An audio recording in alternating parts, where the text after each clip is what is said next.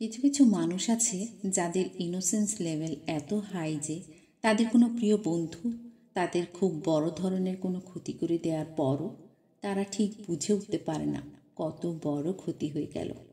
ব্যাপারটাকে তারা এভাবে ব্যাখ্যা করে, আমার নিশ্চয়ই তাকে জাজ করতে কোথাও ভুল হচ্ছে।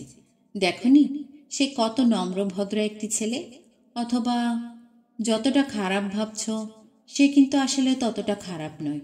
সেদিনও সে এক অসহায় পথচারীকে বাড়ি ফেরার জন্য 500 টাকা দিয়েছে। নয়তো বলবে আমি তাকে খারাপ বলতে পারি না।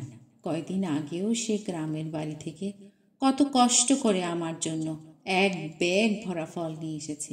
আজকাল কে কার জন্য করে বলো? এই কথার মানে হলো বখাটে বন্ধু চিটিং করার পরও সহজ সরল বন্ধুটি তাকে দোষারোপ করতে পারে না, কারণ সে কেবল সেই বন্ধুর ভালো দিকটার জন্যই তাকে জাজ করতে যেয়ে কনফিউজ হয়ে যায়। কিন্তু সে জানে না যে এটা একটা ট্রিক। মানুষকে বায়াস করার জন্য কিছু চতুর মানুষ কিছু ভালো কাজ করে, তাকে পরবর্তীতে সরল মানুষটিকে ফাঁদে ফেলা সহজ হয়। কিন্তু লম্পট মানুষেরও কিছু গুণ থাকতেই পারে। তাই বলে সে আপনার 500 টাকার উপকার করেছে বলে বিনিময়ে 5 লাখ টাকার ক্ষতি নিশ্চয়ই আপনি মেনে নেবেন না। কিন্তু কিছু কিছু মানুষ আছে এটাই করে।